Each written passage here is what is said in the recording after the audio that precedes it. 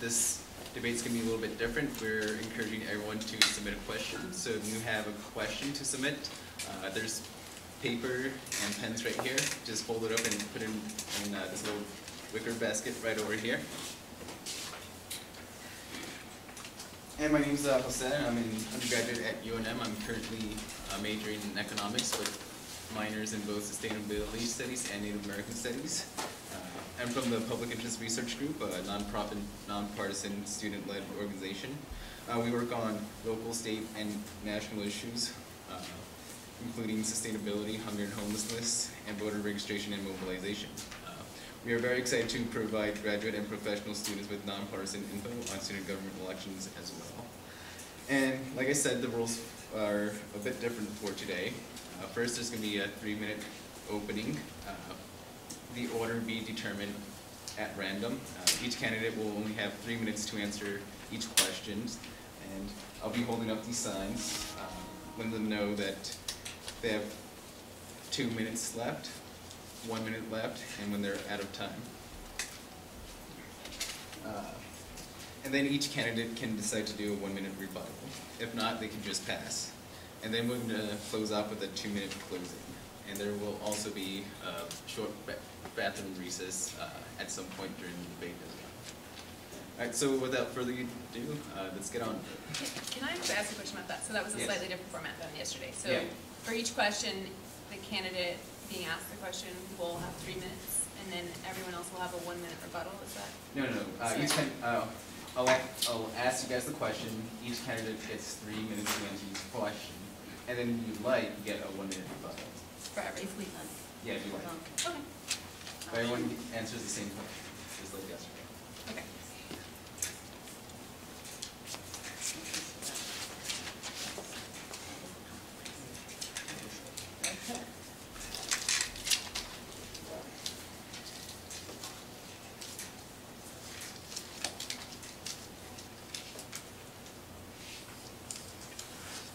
First person to go today is Patricia. Good, I was ready, getting ready. Good afternoon, everyone. Thank you to the organizers and the sponsors of these debates, and thank you for taking the time to be here today. I want to go ahead and begin by saying that this campaign is not about me. It's about you and I together tackling the many challenges that we're confronted with today on campus and in our community. I don't need to build my resume, and I don't need a stepping stone to upward mobility in my job.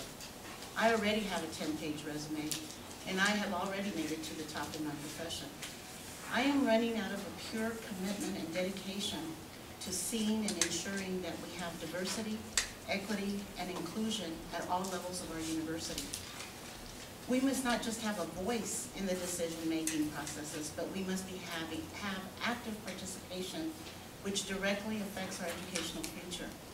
As principal stakeholders, we must sit at the table where the decisions are being made, and we must be the decision makers. We're not just students, we're graduate and professional students, undergraduate students. We've all made it to this higher education. We do have the capacity to be able to negotiate budgets, design programs, and employment contracts. We don't just want an invitation to the table when the pressure is on. We want to be guaranteed a permanent position. This is not the first time that I've gone through a budgetary crisis. I've gone through several, and I know organizing, mobilizing, actions, and joint deliberations. I've gone through many challenging times. I've been able to find the solutions, bridge the gaps, form the coalitions and collaboratives, and develop the plans. This is not about bridging the divides that are existent physically among our campuses. This is about bridging those divides. This is about creating the processes to create inclusion. Students have to participate as the decision makers in order to be able to establish the policies that will create the systemic changes that are necessary to have and ensure our participation.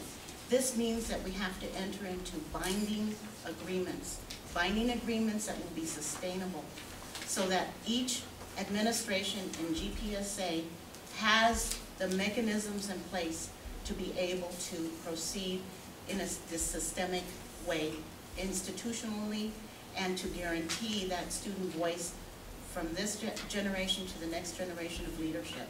So it takes leadership to be able to do that. And I think that I bring that leadership to be able to do that. I think the issues that are confronting us right now with rising tuition rate increases and all of the issues that we're being faced with are concerns across the campus. They affect North Campus, South Campus, East Campus, all campus. So I'd like to go ahead and this is the reason why I've offered myself as a candidate for this position, because I think that I can go ahead and do that very effectively and efficiently. Thank you. Thank you, Patricia.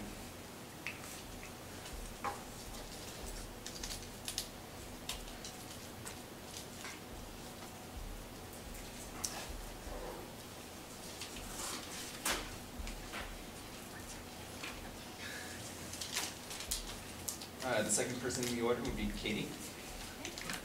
When you're ready. So I wanted to thank you today for coming here and spending time and engaging in your graduate and professional student government. I want to tell you what my priorities will be if I am elected as GPSA president. My priorities, number one, is to prevent any increases in tuition and fees. And that's a goal that I have already been working toward both with students and the administration. I sit on the Student Fee Review Board and have for the past 2 years. It's one of the ways I've been involved with the GPSA. And this past year, we ensured that student fees were actually lowered. And so we sent a strong signal to the administration that raising student costs in a down economy basically forces us to borrow from our future and forces many of us to give up on our dream of higher education. And I think what GPSA is about is making education accessible for all students. And I want to run a GPSA which is open, accountable, and inclusive.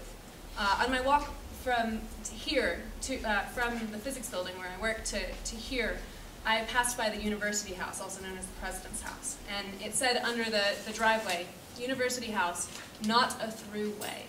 And I think that that's kind of symbolic of where we are as a university. We are not being led towards securing our academic mission and making sure that UNM stands for academics.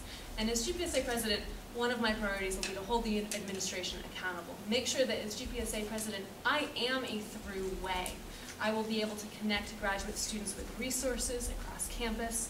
I want to build coalitions and networks. I want to make sure that mentoring happens so that there's a pipeline from education throughout Albuquerque and New Mexico, and then all the way through to higher education and graduate and professional school. And I also want to make sure that I'm a through way from students to the administration, and make sure that our voices are heard, that all of our voices are heard, and that students have a seat across the campus at all the decision-making tables. I have in fact sat in on the cost containment committee and have been fighting tuition increases there. And I've been working as GPSA grants chair for the past 2 years to increase student access to research. So I hope that gives you some idea about what I hope to accomplish for graduate and professional students. Looking forward to the rest of the debate today. Thank you, Katie.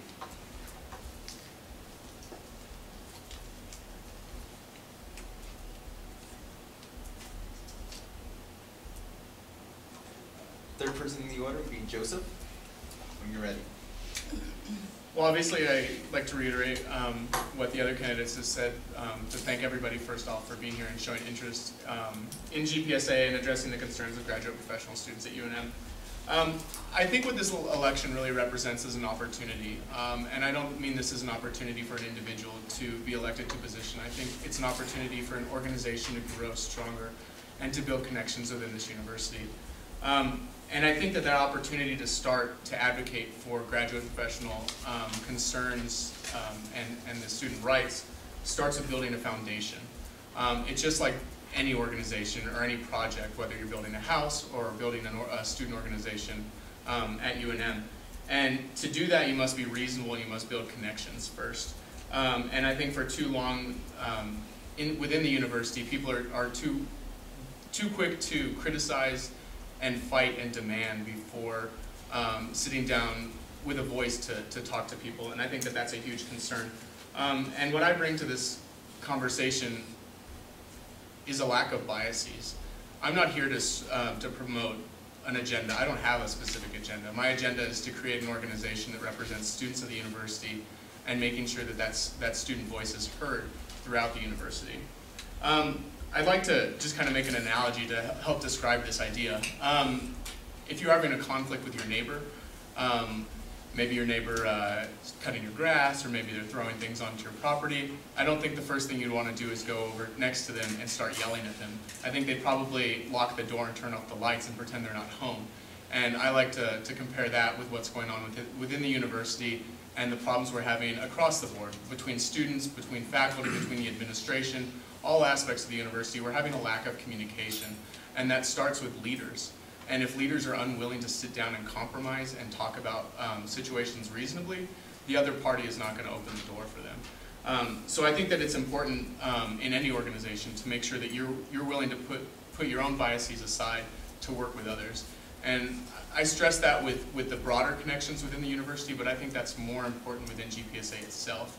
I think that these connections need to be solidified and strengthened within the organization, within the different branches of GPSA, and with all the student leaders involved in the group. I'd like to just reiterate that that's my main goal here, and I think that it's a great opportunity for this organization and the university to really truly focus on the needs of students. Thank you, Joseph.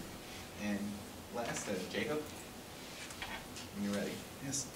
Thank you all again for joining us for another 2-hour debate, and to Jose and to Perg for spending the afternoon with us again. In 2009, I was one of the auditors that conducted the legislature's evaluation of the University of New Mexico.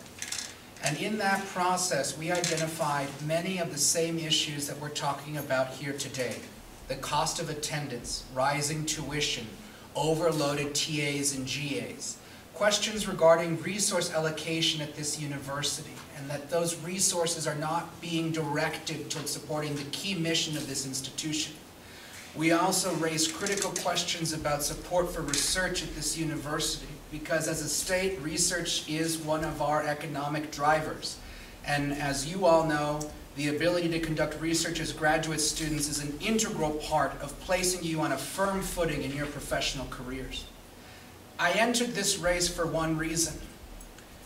Many of these issues cannot be solved on this campus alone. These are state-level policy questions. And unlike Joseph, I have an agenda in this election. I have a vision. And that's to expand the focus of this organization to begin engaging state-level actors in the critical problems that face not only graduate students at the University of New Mexico, but graduate students across New Mexico. If we do not address the tuition problem at a state level, we will never see a flat growth in tuition. We will see continual growth in tuition. If we don't expand this discussion and really engage people from across the state, we'll never achieve that goal. If we do not, as a state, think about how we want to support research, what we want from research activity at our four-year institutions, and how we're going to support our graduate students to conduct that research, we'll never solve the problem. That's why I got in this race, to bring forward that ability, those connections, those critical relationships, to really engage people in a serious discussion that now's the time to take the lead on solving these problems. Now's the time to exert real leadership and move forward. And that's why I'm a candidate. Now, this has special meaning for the College of Education, because this year the legislature passed 2 bills that will fundamentally impact the curricula of this college. But during those committee hearings, there was no representation for graduate students or undergraduate students, and I know because I was there. If I'm elected, I will be your voice, and that won't happen again. Thank you.